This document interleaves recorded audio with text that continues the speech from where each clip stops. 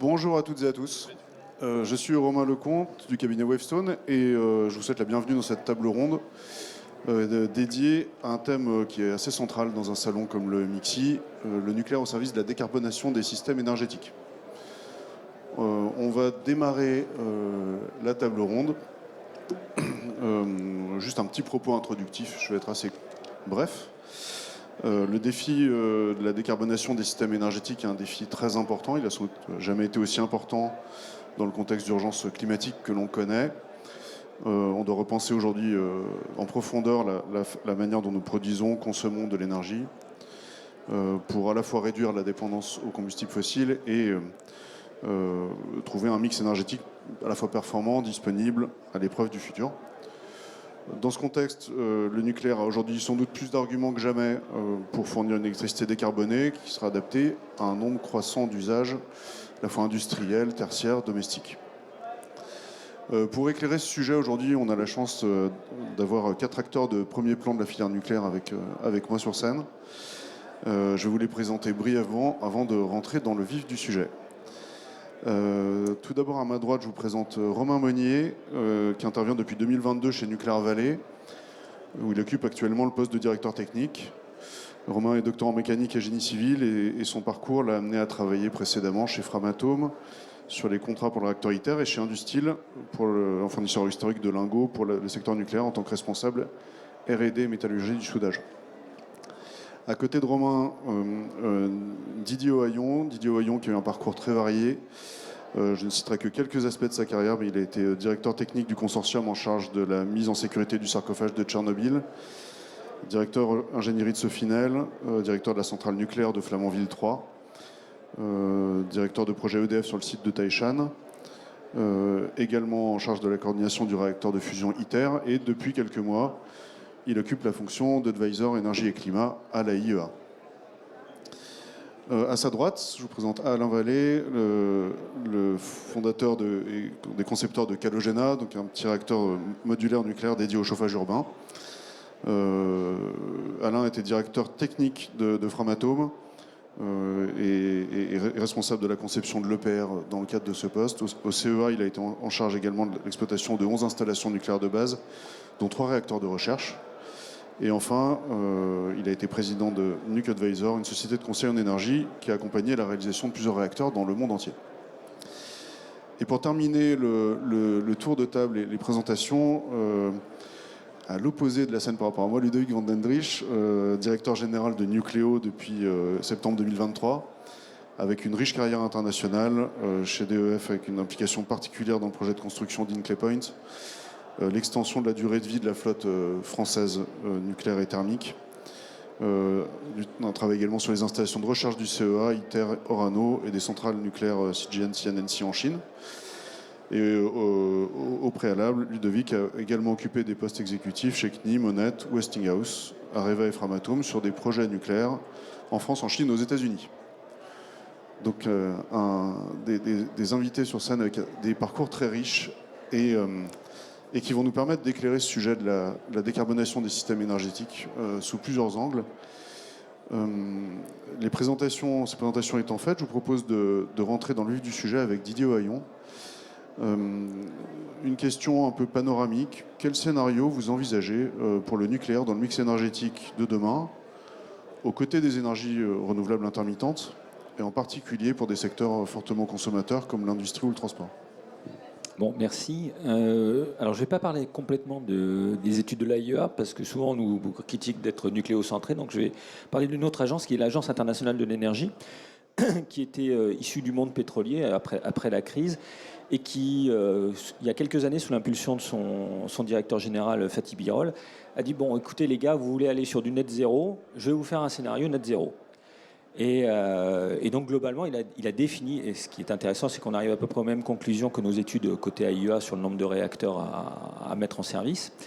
Et il a dit, bon, dans le monde, on a à peu près 160 000 TWh de consommation énergétique. En France, à peu près 1600, on est à peu près 1% de ce chiffre-là.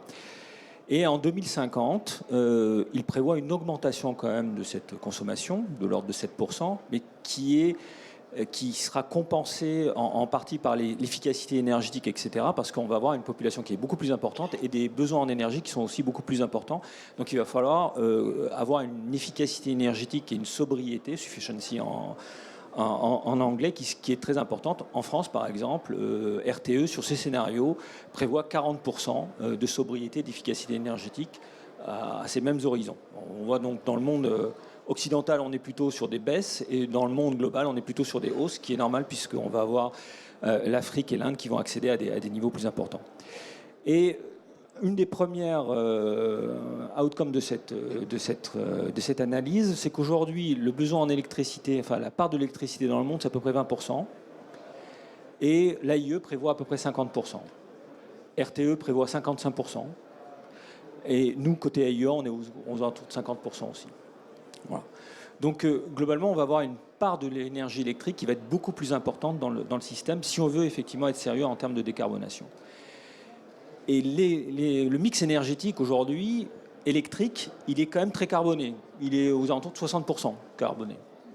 En Chine, on a beaucoup la Chine investit beaucoup sur les panneaux solaires, sur l'ensemble des productions low carbone, mais continue de mettre sur le réseau des tranches carbone, des tranches charbon toutes les semaines. Donc on voit bien qu'on a quand même un vrai sujet. Donc le vrai sujet pour l'avenir, sur cette partie des 50%, ça sera d'avoir des mix électriques très décarbonés. Et quand on essaie de cibler ce genre de mix énergétique très décarboné, vient tout de suite le problème. Est-ce qu'on fait du renouvelable? Est-ce qu'on fait du nucléaire? Est-ce qu'on fait les deux? Il faut faire les deux parce que de toute façon, le besoin en énergie est tellement important qu'il va falloir absolument aller chercher toutes les industries low carbone. Mais si on est à des taux de pénétration des renouvelables très élevés, et il suffit de regarder une excellente application qui s'appelle Electricity Maps, qui donne en temps réel l'intensité carbone des réseaux électriques en Europe, vous verrez que les seuls qui restent en vert, ce sont ceux qui ont beaucoup d'hydraulique, beaucoup de dispatchables, ou des gens qui ont du nucléaire. C'est-à-dire, en fait, il faut beaucoup de dispatchables dans le mix énergétique électrique si on veut effectivement être low carbone. Sinon, on est comme l'Allemagne, c'est-à-dire on est en brun, on a beaucoup de renouvelables, mais on se permet quand même de lancer des projets sur des turbines à gaz de façon assez importante, en estimant qu'elles seront H2 ready. Donc bon, c'est ce qui est une façon de dire un peu, au moins pendant 20 ans, elles tourneront au gaz normal.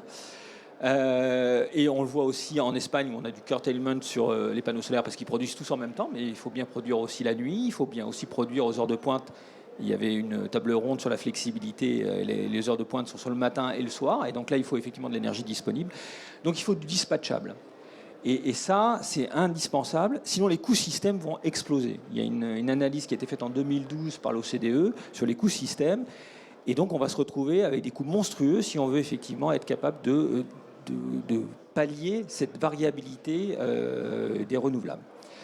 RTE prévoit 100 milliards d'euros d'investissement pour conforter les réseaux. En Allemagne, il y a des chiffres qui circulent à 400-450 milliards. Donc on voit bien que, effectivement, dans le système, si on n'a pas des moyens dispatchables extrêmement performants, ben on se retrouve effectivement avec des choses très très difficiles à gérer. Donc là, aujourd'hui, en termes de prospective, aujourd'hui, on doit être aux alentours de 370 gigawatts d'installés dans le monde, de nucléaire. Nous, on prévoit aux alentours de 890 gigawatts aux alentours de 2050.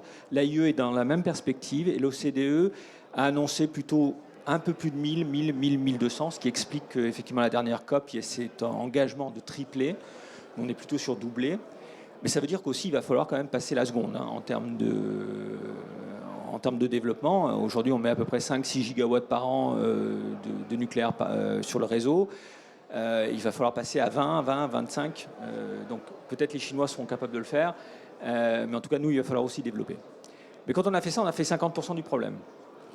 Parce qu'il y a aussi 50% de l'énergie primaire qui a besoin d'être décarbonée. Et c'est là où, effectivement, on peut avoir le lien avec les SMR qui adressent effectivement toute la production de chaleur, etc., où il va falloir aller chercher ces modèles qui sont beaucoup plus ciblés et qui dépendent beaucoup de la qualité de la demande, enfin de la demande et de la qualité de la vapeur qu'on va pouvoir produire ou de la chaleur qu'on va pouvoir produire. Et donc là, ça ouvre le choix, effectivement, à un vaste panorama de réacteurs non électrogènes qui permettra effectivement d'assurer la décarbonation. J'espère avoir répondu à la question. Oui, c'est très largement. Merci Didier. Effectivement, des besoins qui vont exploser, en tout cas des projections, des modèles qui annoncent des taux de croissance très forts.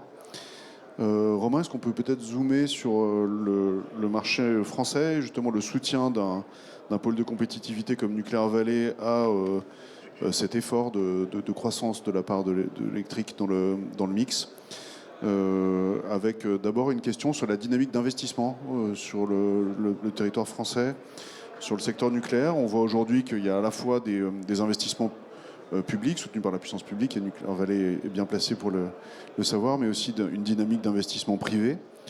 Est-ce que vous pouvez nous donner quelques perspectives sur la poursuite de ces investissements publics, la dynamique d'investissement privé et peut-être les suites, les prochaines étapes, France 2030 et financement européen? Merci. Tout d'abord, il y a deux axes principaux à regarder. C'est que la subvention publique doit forcément être accompagnée de financement privé, puisqu'un euro de subvention doit forcément être adossé à un euro de fonds propres. Donc dans tous les cas, les deux vont de pair. On peut pas séparer les actions.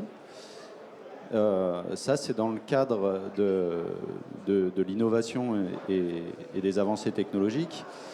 Mais on a aussi un besoin de financement privé dans la filière pour renforcer les entreprises qui finalement n'ont pas ou peu investi pendant les 30 dernières années à la suite du contrat programme et qui aujourd'hui vont être sollicitées pour la maintenance du parc et pour les nouveaux programmes EPR2. C'est deux programmes, c'est deux projets complètement séparés. Mais si on en vient au sujet d'aujourd'hui, et je pense que c'est le cœur de la réflexion, c'est le grand programme France 2030 qui a comme premier objectif l'émergence d'un réacteur innovant en France et qui est doté sur la partie réacteur innovant de 500 millions d'euros. Et dans ce cadre-là, on a la chance d'avoir cet appel à projet où on a du financement public, donc je vous l'ai dit 500 millions d'euros, mais répartis sur les 3 phases de l'appel à projet, qui doit s'adosser à du financement privé, contraintes auxquelles nos amis de Calogena et de Nucléo sont également confrontés, puisqu'ils doivent aller chercher à minima autant de financement privé que ce qu'ils reçoivent de financement public. Et je dis bien à minima, parce qu'aujourd'hui on parle des premières étapes de développement des réacteurs, mais plus on avancera, plus ils devront lever de financement privé. Et arrivé au terme du démonstrateur, donc la toute dernière étape du programme France 2030, on parle d'un besoin en financement de l'ordre du milliard d'euros, peut-être un peu plus pour certains, avec un soutien de la force publique qu'on peut imaginer maximum de 300 millions d'euros. Ça représente quand même une recherche de financement qui est assez énorme. Tous les acteurs vont y être confrontés, y compris des acteurs qui potentiellement ne seraient pas lauréats de France 2030. Et c'est là où il y a on est dans une phase un petit peu clé actuellement. C'est qu'on voit aussi l'émergence d'une volonté à l'Europe d'aider le financement peut-être de CSMR ou AMR avec la création de l'Alliance européenne industrielle pour les SMR, alors qui aujourd'hui n'est dotée d'à peu près rien, mais c'est déjà une bonne visibilité de la volonté politique de faire émerger ces solutions-là et éventuellement, à plus long terme, de financer via des fonds européens cette typologie d'action. Si j'étais clair. Merci beaucoup pour ces éclaircissements.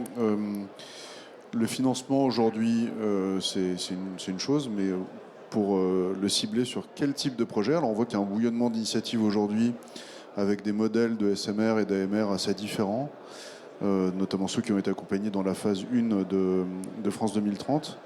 Est-ce que vous pouvez nous faire une mise à jour des différentes initiatives en matière de R&D, de modèles, et ce qui semble prometteur dans cette première vague?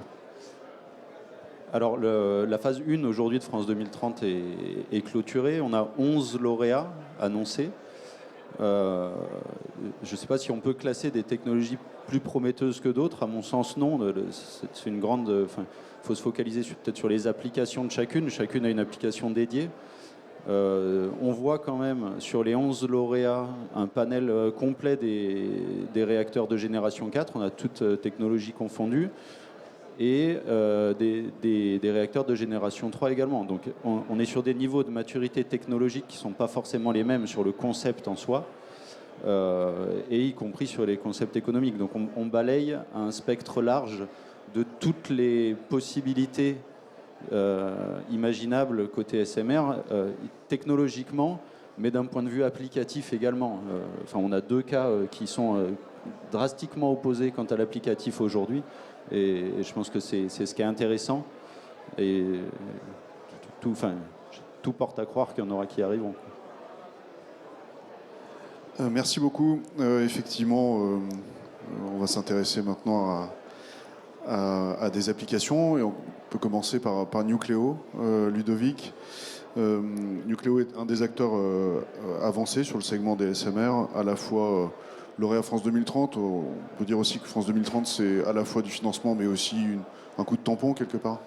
Et Nucléo a aussi levé des fonds importants pour soutenir de fortes ambitions. Est-ce que vous pouvez nous présenter vos solutions, les cas d'application et les bénéfices qu'elles portent côté Nucléo?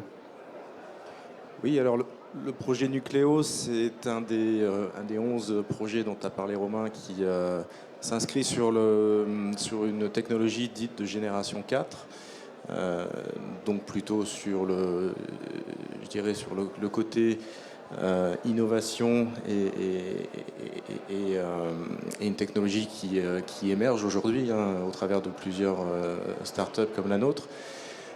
On a été créé en septembre 2021, donc ça fait 2 ans et demi aujourd'hui à peu près. On a pu effectivement lever quelques fonds pour démarrer notre activité à hauteur de 400 millions pour l'instant et bénéficier de quelques subventions associées du gouvernement français et dont on espère pouvoir poursuivre également l'évolution. Alors qu'est-ce que le projet Nucléo? C'est on va dire deux grands axes. Un réacteur à neutrons rapides refroidi au plomb. Donc c'est une technologie qui bénéficie d'un niveau de développement important, puisque ça fait 25 à 30 années que le concept est étudié dans le cadre de programmes européens, par exemple, notamment. C'est également une technologie qui a été mise en œuvre en Chine ou en Russie au travers de réacteurs, à peu près 80 années d'années réacteurs. Et donc on est évidemment sur un certain niveau de développement, mais une faisabilité technique qui est extrêmement forte. Et un deuxième axe de l'ambition Nucléo est de développer également un combustible dit Mixed Oxide, donc MOX, qui est composé de plutonium et uranium appauvri, et qui permettra donc une certaine fermeture du cycle du combustible, puisqu'on sera en mesure de réutiliser une matière valorisable qui est aujourd'hui stockée de l'exploitation des réacteurs existants, dont la flotte française en particulier.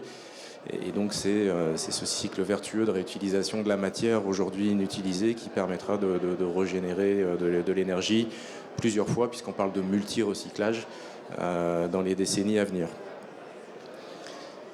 Ça permet également donc de limiter l'accès aux activités minières, puisque l'utilisation de l'uranium enrichi ne sera plus nécessaire, en supposant évidemment que la flotte nucléaire puisse se développer avec une majorité de réacteurs dits RNR, donc réacteurs à neutrons rapides, et donc de faire aussi ces économies à la fois sur le plan financier, mais aussi sur le plan du climat. Ces activités minières étant extrêmement consommatrices d'énergie. Voilà. Et donc quelques chiffres clés. On est aujourd'hui sur Lyon, puisqu'on est implanté, le siège de Nucléo en France est à Lyon, à peu près 150 personnes, majoritairement une ingénierie. Le groupe Nucléo, donc, qui est implanté à la fois à Londres, au Royaume-Uni, en France et en Italie, c'est à peu près 600 personnes. Et notre objectif, donc sur un horizon à 2030, puisque on parlait de démonstrateur, notre objectif est de mettre en service le démonstrateur dit LFR 30 MW électrique à cet horizon-là. Donc une nécessité d'un budget de l'ordre de 3 milliards d'euros. Merci Ludovic. Je me tourne désormais vers Alain Vallée. Calogena fait aussi partie du club France 2030. Et vous focalisez sur les réseaux de chaleur, et donc sur le chauffage urbain, qui est aujourd'hui une activité qui est très fortement carbonée, puisque vous indiquez que près de 60% de la chaleur produite en Europe provient de sources d'énergie fossile. Est-ce que vous pouvez nous décrire les ambitions de Calogena en matière de décarbonation de ces réseaux de chaleur via votre solution SMA? Oui, donc Calogena a été conçu à l'origine pour s'attaquer à un marché qui est celui de l'habitat et de la chaleur dans l'habitat, qui est un marché extrêmement important, puisque par exemple en France, 43% de l'énergie primaire est utilisée dans l'habitat. Et donc ce marché est difficilement décarbonable et n'a pas de solution qui paraît dominante actuellement. Donc autour de Calogena, on s'est dit qu'il était possible d'apporter une solution dédiée nucléaire, et cette solution, on n'allait pas la mettre dans les foyers, mais Vous m'entendez très mal? Il faut peut-être juste rapprocher un peu le micro. D'accord. Merci. Vous m'entendez mieux là? Ah, excusez-moi. Je ne vais pas reprendre quand même parce que ça sera décompté de mon temps de parole. Donc je disais que Calogena était réellement dédié à l'habitat et avait été conçu pour décarboner un secteur difficile à décarboner. Et donc la solution, c'est de mettre ça en périphérie des villes et d'alimenter les réseaux de chauffage urbain. Les réseaux de chauffage urbain vont connaître une forte croissance. La feuille de route de l'Union européenne prévoit un facteur 3 sur l'énergie consommée dans ces réseaux de chaleur à l'horizon 2050, ce qui est considérable. Et aussi, c'est un secteur qui est très peu décarboné, puisque 60% de l'énergie consommée dans les réseaux urbains provient de sources fossiles, charbon et gaz. Donc l'idée de développer une source nucléaire dédiée en complément, car il n'y a pas de solution générique au chauffage urbain. Il y a des solutions locales, telles que la géothermie profonde ou la géothermie de surface, mais ça dépend des conditions et des possibilités locales. Il y a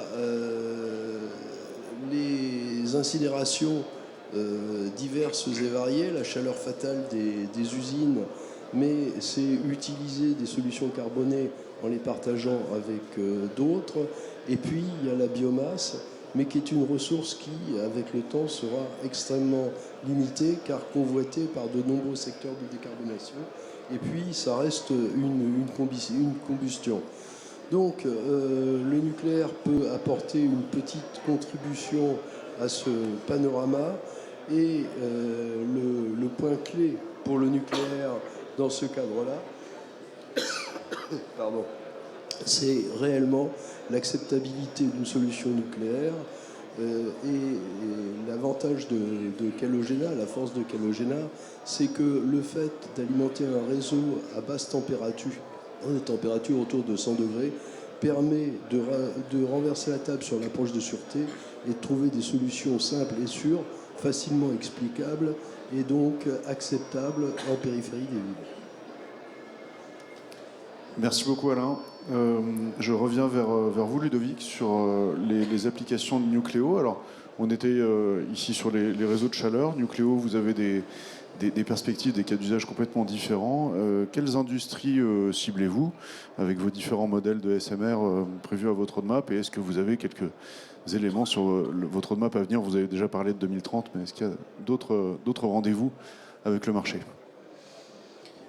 Alors, la particularité des RNR, donc des réacteurs à neutrons rapides, c'est d'avoir une génération de chaleur importante sous forme de vapeur. Et donc, on va se diriger plutôt vers des applications qui nécessitent cette tranche assez haute de vapeur. Et donc j'y reviendrai dans un instant, mais sachant que notre cible et notre marché principal visé, c'est la génération d'électricité. On se trouve, je ne l'ai pas précisé en introduction, mais sur des puissances de l'ordre de 200 MW électriques. On va être sur des configurations à minima de paires, voire de quad en termes de nombre de réacteurs implantés sur un site. Et donc on sera entre 400 et 800 MW, ce qui est une puissance plutôt importante et qui peut être tout à fait destinée à alimenter le réseau. Donc ça reste notre première ambition. On va préciser également les besoins en électricité vont doubler, voire tripler d'ici 2050. Et on pense que c'est un débouché majeur et donc une cible principale pour nous. Néanmoins, d'autres applications telles que la production d'hydrogène, par exemple, se prêtent très bien à ce type de réacteur.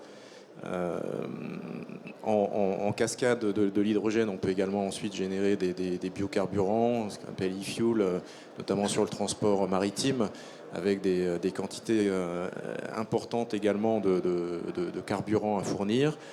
On va regarder également non pas la génération de chaleur pour les réseaux urbains, mais des formules de cogénération, donc électricité et eau chaude, plutôt sur des applications industrielles qu'urbaines.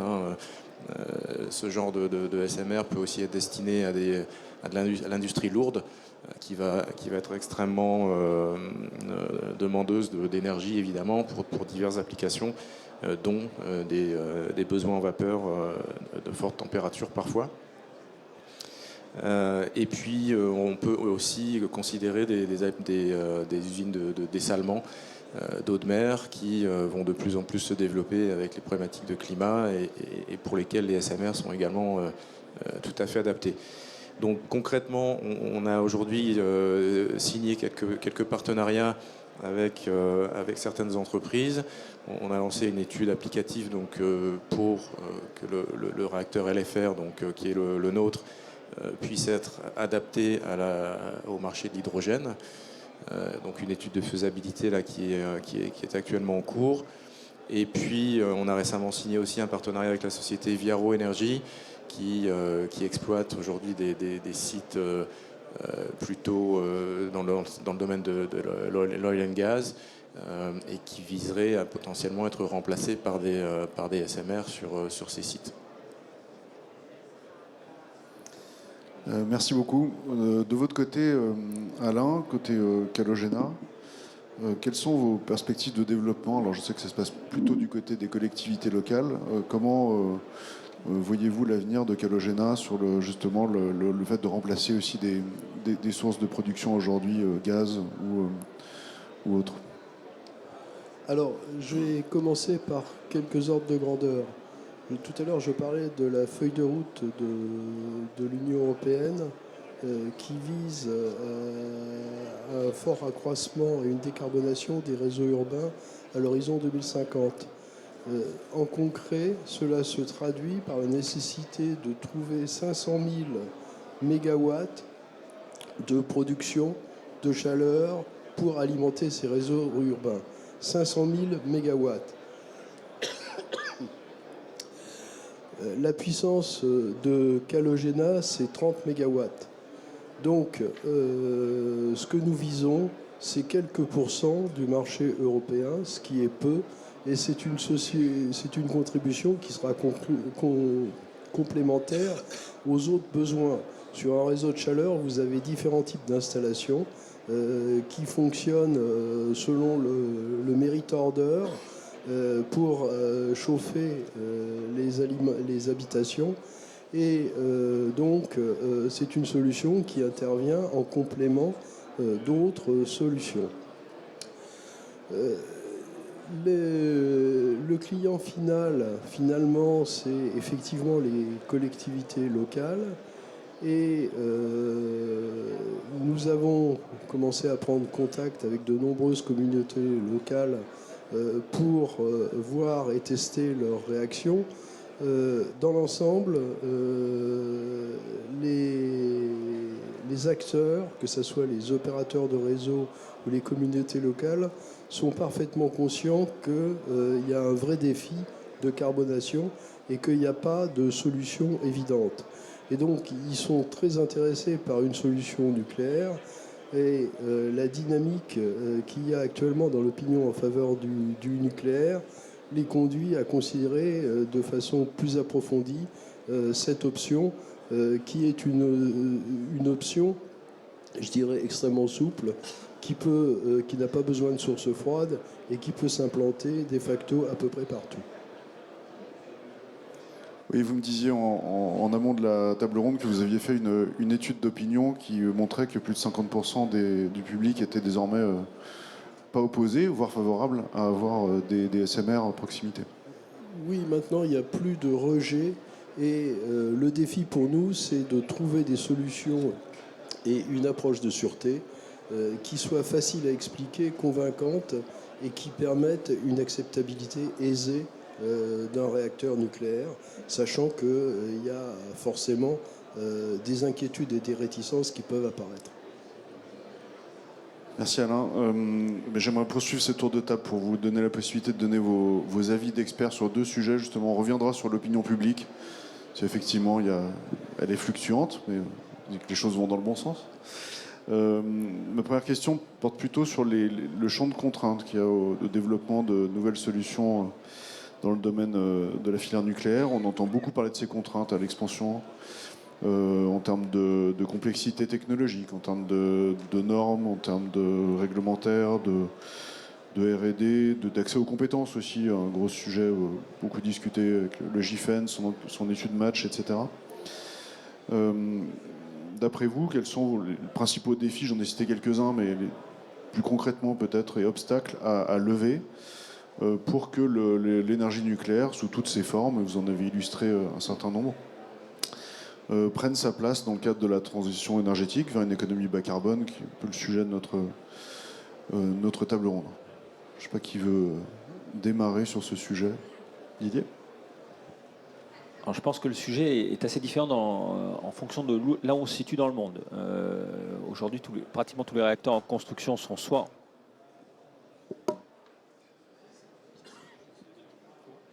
Donc, est-ce qu'il marche ? Ça marche, d'accord. Donc ça dépend où on se situe dans le monde. Aujourd'hui, la plupart des réacteurs en construction dans le monde sont soit en Chine, soit de technologie russe à l'export. Et moi, je dirais qu'un des gros problèmes qu'on va avoir dans les pays occidentaux, ça va être l'accès au financement, parce que c'est quand même des projets assez risqués, sur du très long terme, et on voit que les horizons de décision sont quand même souvent très court terme. Et il va falloir quand même trouver un moyen je dirais, de baquer les institutions financières. Hier, il y avait une table ronde sur les investissements tiers sur la décarbonation. Et quand j'ai posé la question directement, soit à la Banque Postale, soit au Crédit Mutuel, est-ce que vous êtes prêts à aller dans le nucléaire ? La réponse a été non. Il faut allouer les risques à ceux qui peuvent les prendre. Et aujourd'hui, ce qui est considéré, c'est qu'effectivement, c'est plutôt les gouvernements. Et si je prends par exemple la Grande-Bretagne qui est assez novatrice sur le domaine, sur Hinkley Point, ils ont fait un CFD, un Contract for Difference, donc ils garantissaient les prix. Et maintenant, ils s'orientent vers des Regulatory Asset Base. Et la différence entre les deux, c'est presque 50% sur le prix final, quoi. Donc on voit que c'est extrêmement sérieux. Donc ça, c'est un problème vraiment à régler dans les pays occidentaux. C'est moins vrai en Chine. Sur Taishan, j'avais aucun problème d'aller accéder aux banques d'affaires. Hein, elles prêtaient sans difficulté, pas gratuitement, mais elles prêtaient.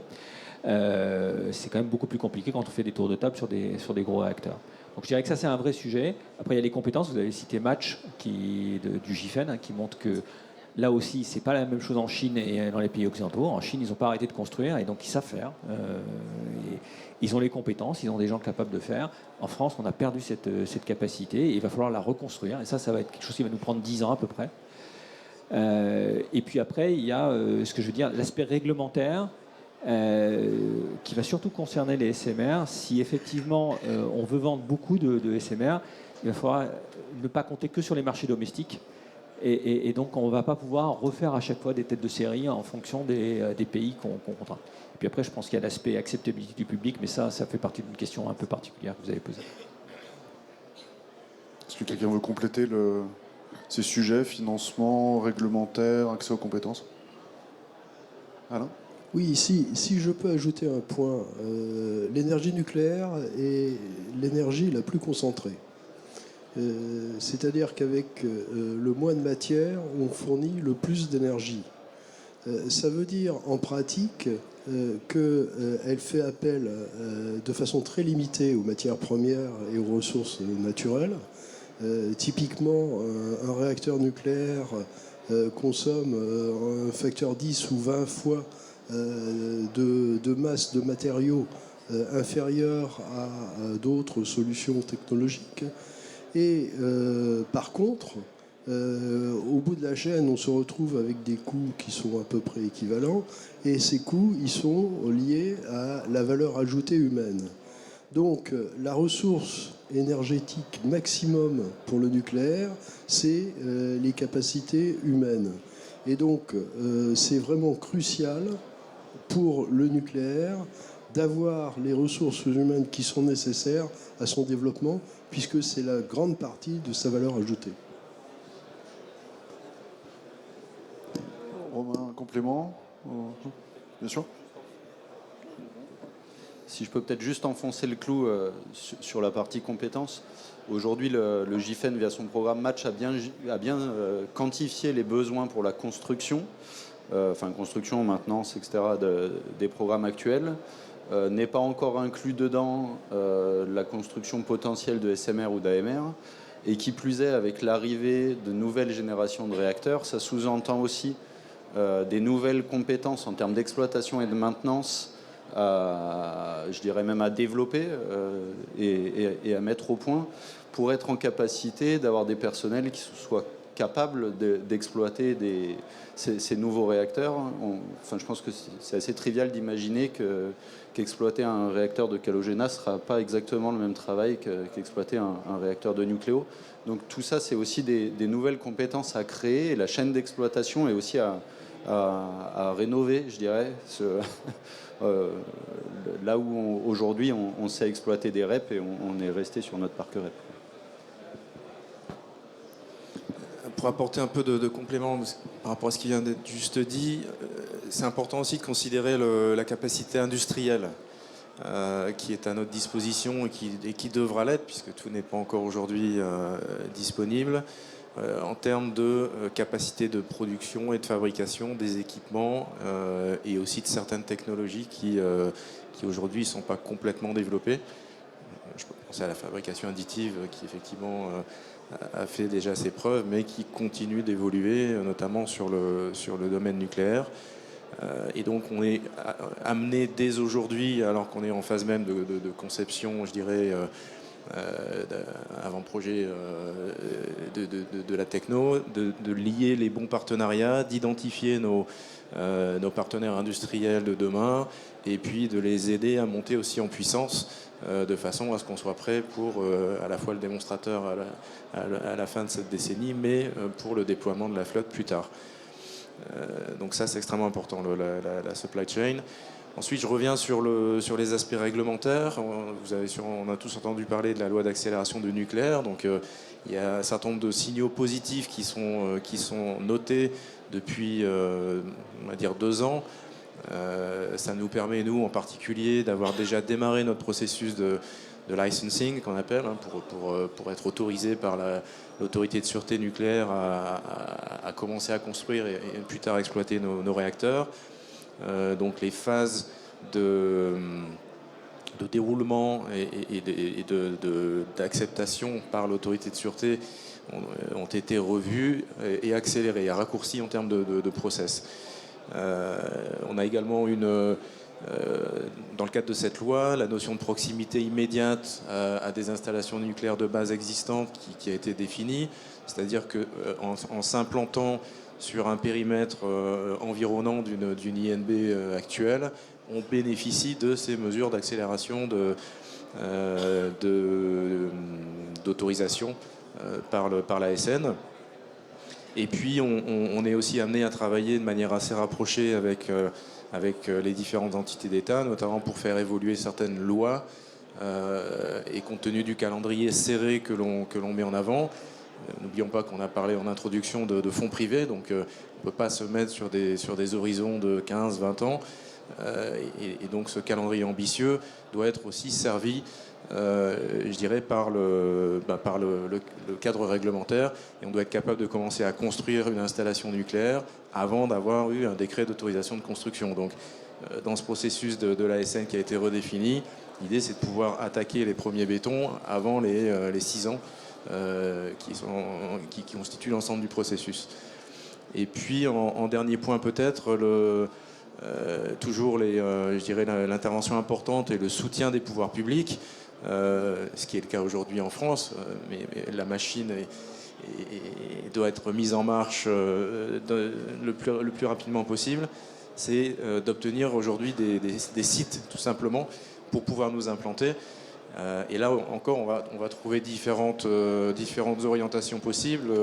Calogénase va s'orienter plutôt sur une proximité urbaine.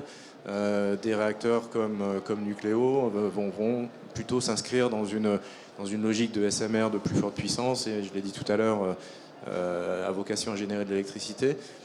Et donc on est plutôt sur des notions d'installation nucléaire de base un peu plus traditionnelles. Et ces sites sont aujourd'hui attribués par le gouvernement, ou en tout cas en termes de décision finale, ça passe par là. Et on a besoin vraiment d'une écoute et d'un accompagnement du plus haut niveau de l'État aujourd'hui pour pouvoir être fixé sur ces sites d'implantation. Merci à tous. Alors j'entends un peu de vos réponses que ces contraintes peuvent être aussi des opportunités si on voit le verre à moitié vide ou le verre à moitié plein, c'est-à-dire si l'évolution réglementaire va dans le bon sens, si l'État se met un peu au diapason du rythme du business, si les financements arrivent, si les compétences se relancent et que la machine arrive, mais effectivement ça fait beaucoup de défis. Qui a fait réagir avec quelques grimaces dans le public tout à l'heure quand j'ai parlé de l'opinion publique qui était moins défavorable qu'à une époque. Ça va être un vrai sujet. Il y a depuis un certain nombre d'années une amélioration de l'image du nucléaire dans l'opinion publique, mais c'est pas encore l'amour fou, on peut dire. Quels sont les arguments, quels sont les leviers que vous pouvez mettre en œuvre pour rassurer, avec des implantations qui seront nécessairement plus diverses qu'aujourd'hui, où les INB, vous le disiez Ludovic, sont aujourd'hui plutôt dans des zones quelque part un peu isolées. Alors aujourd'hui, demain on aura avec des SMR et des AMR de différentes tailles une diffusion plus large sur le territoire. Comment rassurer l'opinion publique et lui donner envie à la fois d'avoir confiance dans le nucléaire, et peut-être aussi de venir grossir les rangs des 10 000 salariés nécessaires par an si on suit le match de GIFAN. Alors, moi, je vais vous donner la réponse de Calogéna, qui est une réponse spécifique liée aux produits particuliers que nous développons et aux caractéristiques des réseaux de chaleur. Nous parions sur une approche de sûreté extrêmement simple. C'est-à-dire que le réacteur est conçu pour ne pas avoir besoin d'aucune action d'un opérateur quelconque pendant une semaine, quoi qu'il arrive. Ce qui laisse le temps de réagir, le réacteur ayant toutes les capacités pour s'autogérer en autarcie pendant plus d'une semaine. Donc c'est ce type d'argumentaire que nous comptons développer, sachant que les phénomènes physiques que nous développons sont, je dirais, des phénomènes physiques naturels qui se produisent à l'intérieur du réacteur, qui se produisent, que les gens connaissent, et qu'on est capable d'expliquer de façon simple. Donc l'argument de la sécurité passive, notamment, qu'on évoque beaucoup. D'autres éléments, Didier? Je vais peut-être reprendre ma casquette quand j'étais directeur de centrale. En fait, on remarque que la population autour des centrales n'est pas du tout défavorable, elle est même très favorable au nucléaire, hein, parce qu'elle voit tous les bénéfices aussi. Et globalement, bon, moi je n'oppose pas les problèmes de sûreté, parce que tous les réacteurs dans le monde aujourd'hui ont beaucoup progressé en termes de sûreté et en termes d'exploitation, ce qui fait que, y compris les Gen 3, aujourd'hui c'est zéro impact sur la population. Mais ce n'est pas ça qui vraiment emporte systématiquement la décision. C'est effectivement les gens quand ils voient tout le bénéfice de l'écosystème qui se met en place. Mais ça veut dire aussi qu'il faut être très attentif à n'avoir aucun problème. Moi j'ai vécu 2008 où on était dans la renaissance du nucléaire, on s'est payé Fukushima. Fukushima, il faut se souvenir, il y a 3 ou 4 morts qui sont liés effectivement à l'accident. 20 000 morts liés au tsunami, mais tout le monde se souvient de l'accident nucléaire, et ça a fait un hiver nucléaire de plus de 10 ans. Voilà, donc si aujourd'hui à Zaporizhia ça se passe mal ou des choses comme ça, on peut se retrouver effectivement dans des situations très complexes. Donc on est dans des industries très solidaires où le moindre incident aura des effets. On est d'une toute petite planète, et donc ça sera, il faut vraiment être très attentif à ça. Et c'est pour ça que le rôle de l'AIEA aussi est clé pour essayer de checker ce qui se passe dans les centrales, d'avoir des exploitants les plus précis possibles, de s'assurer qu'effectivement il n'y a pas de prolifération. Le travail de Raphaël Mariano Grossi sur Zaporizhia est clé pour essayer de déminer la situation. On ne peut pas se permettre ce genre de choses. Donc ça, c'est vraiment important, parce qu'il y a des amalgames, et après ça devient extrêmement compliqué de détricoter ce qui se passe entre une centrale à l'autre bout du monde, en France, etc. Donc le village nucléaire est petit, et il faut vraiment... Mais aujourd'hui, on sent que les gens ont compris que pour décarboner, il fallait utiliser effectivement toutes les énergies, que le nucléaire avait beaucoup d'avantages, et je pense qu'aujourd'hui, on a une fenêtre de tir qui est quand même très, très favorable. Oui, l'effet de balancier, effectivement, du tout renouvelable au tout nucléaire. Aujourd'hui, on arrive à des positions plus équilibrées, et c'est tant mieux. Un mot supplémentaire sur le sujet de l'opinion publique? Oui, alors, donc l'opinion, on l'a évoqué, l'opinion publique est de plus en plus favorable au nucléaire pour aussi les raisons de décarbonation qu'on connaît. Le nucléaire est vu comme une énergie propre qui produit sans ou avec extrêmement peu d'émissions de carbone. Je dirais le concept de réacteur SMR est particulièrement bien appréhendé par le public, justement, comme le disait Alain, par sa sûreté intrinsèque qui est meilleure. Si je prends l'exemple du réacteur au plomb que développe Nucléo, on est sur des concepts de fonctionnement à pression atmosphérique au niveau de l'îlot nucléaire, donc pas de réglementation spécifique et un risque bien moindre par rapport à cette pression qui aujourd'hui sur des réacteurs de génération 3 ne se présente pas de la même manière. On est sur une utilisation de plomb en termes de fluide caloporteur qui est chimiquement favorable, donc pas de réaction je dirais dangereuse au contact de l'eau, de l'air. On est donc sur des notions de sûreté grandement améliorées, de la sûreté passive également que vous évoquiez tout à l'heure, de manière plus importante que sur les réacteurs du passé. Donc ça favorise, je dirais, une perception plutôt bonne du public. Et puis je reviens sur le sujet de la réutilisation de la matière nucléaire existante valorisable, communément appelée les déchets nucléaires, mais on voit bien que ça n'en est pas, puisqu'elle va maintenant pouvoir resservir et être utilisée à de multiples reprises au travers du fonctionnement dans nos réacteurs. Donc je pense qu'on est plutôt sur une pente favorable. Le dernier point peut-être à évoquer, c'est la problématique de communication. On voit dans les divers sondages que oui, le nucléaire est de mieux en mieux perçu pour les raisons qu'on évoque, mais il y a toujours un manque de culture, de connaissance et de compréhension du nucléaire par le public en général. Et c'est pour ça qu'il faut qu'on s'attelle tous, en tant que start-up, en tant qu'EDF, en tant qu'acteur du nucléaire, à vraiment communiquer et à expliquer de manière simple et rationnelle les projets que l'on met en œuvre pour justement augmenter encore ce niveau de confiance. Oui, bien sûr. Hein. Ouais, si je peux juste rajouter, on a beaucoup parlé ici de l'acceptabilité côté sûreté. Et c'est des questions qui sont évidemment très bien traitées, que ce soit par nos instances ou par les industriels de la filière.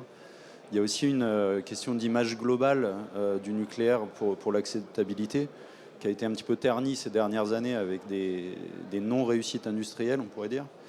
Et aujourd'hui, le devoir commun de l'ensemble des industriels de la filière, c'est quand même de porter en réussite les nouveaux programmes, le développement de nouveaux réacteurs et le maintien en conditions opérationnelles de la filière. C'est aussi donner une image globale positive des actions de la filière. Merci beaucoup à tous les quatre pour ces échanges très riches. Je regarde, il nous reste une poignée de minutes si on a une ou deux questions dans la salle.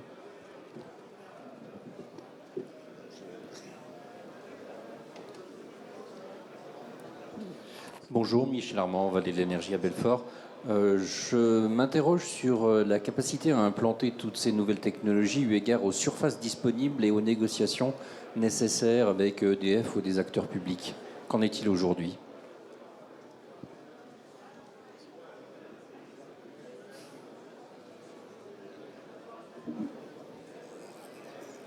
Alors les négociations sont en cours, je l'ai évoqué rapidement tout à l'heure avec l'appui nécessaire des pouvoirs publics sur ce dossier en particulier. Il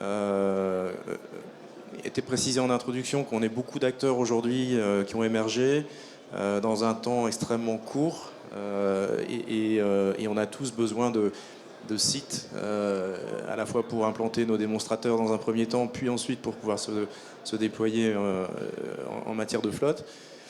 Et donc, encore une fois, les enjeux sont différents et on ne recherche pas tous les mêmes typologies de sites. Et pour ce qui est je dirais des INB, on est dans une phase aujourd'hui d'évaluation, de recensement des possibles, avec, on l'espère, un positionnement, une prise de décision vers la fin de cette année. Une fois que les services de l'État auront une vision claire et qu'une décision pourra être prise avec les bons rationnels en place. Si je peux ajouter un mot particulier sur la particularité de Calogena, qui est un peu spécifique dans le panorama, le réacteur a une puissance faible, comme je l'ai dit tout à l'heure, 30 MW, ce qui nous conduit à une emprise au sol extrêmement faible, puisque toute l'installation est dans un bâtiment qui est largement inférieur à 1000 m² et donc implantable sur un terrain de quelques milliers de mètres carrés. Il n'y a pas besoin de sources froides, donc les alimentations électriques ne sont pas des alimentations électriques de forte puissance, donc très grande flexibilité dans le choix du site. Mais par contre, effectivement, le processus d'agrément du site sera une contrainte et sera extrêmement importante. Merci beaucoup. Peut-être une autre question. Désolé pour le timing. On pourra poursuivre à l'extérieur pour ceux qui le souhaitent. Oui, bonjour. Michel Lasserie, manager en mission. C'est pour Nucléo, certainement, la question. Donc, vous avez des SMR qui vont avoir 30 MW de puissance. Peut-on imaginer moins? Et peut-on imaginer un SMR qui va être dédié à une entreprise? Et dans ce cas-là, est-ce qu'il va y avoir un business model dédié à cette énergie locale? Et comment le régulateur, ça revient à l'autre question, voit-il cette potentielle évolution du business model? Alors la puissance de 30 MW que vous évoquez, c'est la puissance de démonstrateur dans un premier temps. On vise un modèle commercial plutôt à hauteur de 200 MW électriques, donc plus puissant. Les applications industrielles sont bien évidemment considérées. J'ai parlé tout à l'heure d'industrie lourde qui est tout à fait dans la cible. On est, si je prends l'exemple des biocarburants par exemple, sur des usines qui nécessitent des niveaux d'énergie qui sont en corrélation avec ces tailles de réacteurs. Le business model aujourd'hui est flexible. On est sur différentes configurations possibles où on peut se positionner à la fois en constructeur et exploitant du réacteur, tout comme une entité qui va licencier une technologie et qui met à disposition d'un futur exploitant justement cette capacité. On est plutôt sur ce modèle, je dirais, à l'export, sur des interlocuteurs qui sont déjà des exploitants nucléaires. Néanmoins, la partie industrielle, oui, est tout à fait dans nos cibles. Et on y est tout aussi attentif que des futurs clients ou exploitants d'entités de production d'électricité déjà existantes aujourd'hui. Et en termes de régulation, de réglementation, comme vous l'évoquiez, de sûreté nucléaire, on est sur les mêmes contraintes. Il n'y a pas un site qui va héberger demain un réacteur LFR devra répondre, et en tout cas en termes de sûreté, aux mêmes options, à une conception qui répondra aux mêmes options de sûreté qui auront été approuvées par les autorités. Merci beaucoup, mais on va devoir en rester là. Merci à tous pour votre participation. Merci beaucoup aux 4 intervenants pour la qualité de leurs réponses. Et bon salon à toutes et à tous.